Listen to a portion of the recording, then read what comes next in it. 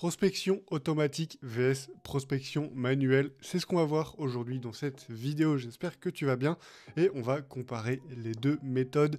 Avant qu'on commence, si jamais la prospection ça t'intéresse, c'est quelque chose que tu fais au quotidien pour ton acquisition client, sinon tu ne seras pas sur cette vidéo, j'ai créé un petit guide de 10 conseils en cold email. C'est une petite mind map que tu peux garder tout le temps avec toi pour tes campagnes de cold email, pour te rappeler un peu des bonnes pratiques, on va dire, pour avoir les meilleurs résultats possibles en cold email. Bref, que tu peux récupérer gratuitement. Je t'ai mis un petit lien en commentaire et en description. Tu peux aller regarder tout ça. Tu recevras ça directement par email. Bref, on peut passer directement à la vidéo. Pourquoi prospecter à la main? Déjà, simplement pour avoir un taux de personnalisation plus élevé. Et pourquoi automatiser sa prospection? Simplement pour avoir un volume plus élevé. Voilà. Globalement, dans les grandes lignes, c'est ce qu'il faut retenir vraiment de la vidéo. Mais on va aller dans les détails des pourquoi, des comment, les plus et les moins de chaque méthode. Et vous allez voir qu'on a pas mal de points à aborder. Et du coup, commençons directement par la prospection manuelle. Si jamais tu vois que je regarde mon écran, j'ai ma petite mind map, justement. Les plus, donc les avantages de la prospection manuelle, selon moi, c'est la méthode que j'utilise, on en reviendra à la fin. C'est la personnalisation, en effet, quand tu envoies des mails à la main, donc que tu rédiges toi-même, que tu envoies au client, ça va être des mails que tu vas pouvoir personnaliser à 100%, étant donné que tu rédiges chaque email. Tu pourras prendre le temps de bien personnaliser ton mail pour avoir une meilleure accroche, un meilleur icebreaker, avoir une meilleure offre, ça dépend de ce que tu fais dans ton mail, et globalement du coup d'avoir un meilleur taux de réponse étant donné que tout sera personnalisé à 100%. Donc également, les résultats peuvent être très intéressants, voire même meilleurs que si tu prospectais en automatique et que tu lançais une mauvaise campagne simplement.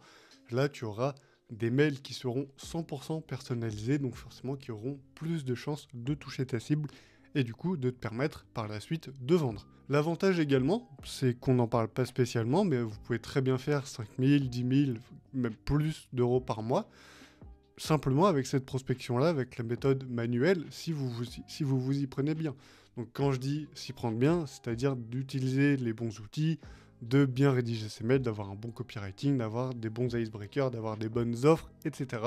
D'avoir des bons call to action, bref, de vraiment bien s'y prendre, de pas juste rédiger des emails histoire de le faire, mais de quand même prendre le temps de bien les faire. En termes de points négatifs, il y a le fait que ce soit un volume du coup beaucoup moins important que si on était sur une prospection automatique, simplement parce qu'on va tout faire à la main.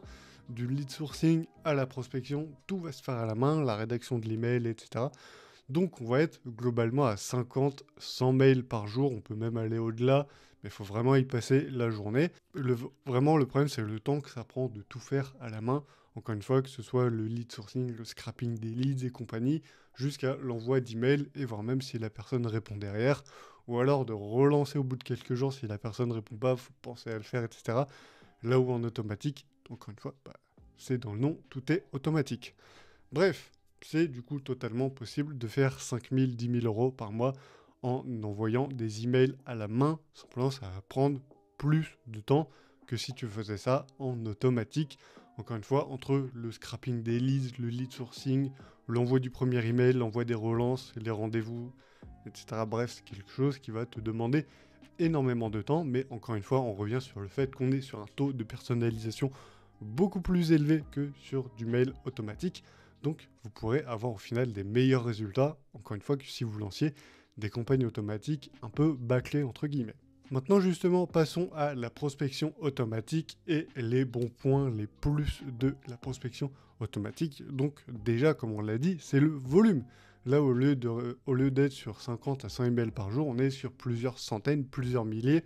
En fait, la seule limite d'envoi d'emails, c'est les leads que vous aurez et le nombre d'adresses email que vous aurez. Vous pouvez très bien envoyer 5000 mails par jour si vous voulez avec vos outils d'email. On va en reparler justement dans cette vidéo. Mais vous pouvez bien sûr bombarder beaucoup plus les emails. Après, moi, c'est pas trop ma méthode. Encore une fois, on en reviendra. Parce que j'aime avoir un taux de personnalisation bien plus élevé. Même si derrière, il y a des campagnes qui, en fait, demandent pas spécialement d'avoir un taux de personnalisation, d'avoir un icebreaker, etc. Donc, dans ces cas-là, c'est très idéal d'avoir, en fait, une automatisation de la prospection. Donc, comme on disait, par rapport au volume, on est sur plusieurs centaines, voire milliers de mails par jour, avec plusieurs adresses email pour envoyer plusieurs campagnes en même temps. Si vous avez plusieurs noms de domaines, vous avez des sous-domaines, etc. Bref, c'est toujours intéressant à avoir. Le problème, c'est que ça coûte de l'argent. On va en revenir. Donc, on est également, en plus du volume, on est sur du temps gagné. Là où en prospection manuelle, on doit encore une fois tout faire à la main. Donc, ça va demander du temps. Ça va demander de mettre en place chaque chose à la main. Ça va demander de tout rédiger, de tout faire vraiment à la main. Alors qu'en automatique, on est encore une fois sur de l'automatique. Donc, on est sur vraiment quelques minutes pour tout faire entre la rédaction d'un seul mail, voire des petits icebreakers si vous avez un élément de personnalisation que vous aurez chopé dans votre lead sourcing. Donc ça demande vraiment en fait quelques grosses minutes de tout mettre en place. Et après, une fois que ça part, ça se fait sans vous, ça tourne en fond comme une mise à jour. L'avantage également de la prospection automatique, c'est que vous avez au final un flow constant. Étant donné que vous avez constamment des campagnes et des emails qui s'envoient, forcément, même si vous derrière vous faites rien, ça continue d'envoyer des emails, même si vous n'êtes pas là, même si vous prenez, je sais pas, une semaine de vacances, vous allez en voyage, quoi que ce soit, bref. Les emails, ils continuent de s'envoyer, les relances, elles continuent de s'envoyer, etc. Donc au final, même sans vous, ça continue de tourner. Alors que si on est sur une prospection manuelle, si demain vous faites absolument rien, aucun email s'enverra et vous n'aurez pas forcément de clients en plus. Donc c'est les gros points positifs de la prospection automatique. Maintenant, les points négatifs, parce que c'est pas tout rose non plus, il y en a beaucoup et c'est principalement en fait les outils qui sont payants et qui généralement sont même pas donnés. Quand on regarde des outils comme Lemlist qui sont à plusieurs centaines d'euros, je sais pas quoi, par mois voire par an, on est sur quelque chose qui est vraiment pas adapté à quelqu'un qui commence. Ça aussi, on aura l'occasion d'en revenir. Bref, il y a tous les outils d'envoi, donc on est sur Instantly, Emilia et compagnie. Emilia, un excellent outil que je vous recommande si vous commencez votre prospection automatique. C'est un outil d'ailleurs français, Cocorico, qui est en plus de ça pas très cher, qui est simple à prendre en main et qui est vraiment pas très compliqué à utiliser et encore une fois qui est pas très cher. Donc si vous commencez que vous n'avez pas forcément un énorme budget, ça passe. Également, pour avoir des campagnes qui tournent en automatique, il faut avoir des leads, il faut avoir des prospects. Et pour ça, il faut faire du lead sourcing. Et pour faire du lead sourcing, il faut des outils pour faire ça, pour scraper les leads sur certaines plateformes. Donc aujourd'hui, il y a des outils qui font ça pour vous, comme D7 Lead Finder, LeadShark et compagnie, qui vous sortent après des CSV de centaines, voire de milliers de prospects, que vous pouvez derrière intégrer dans votre campagne email selon ce que vous faites.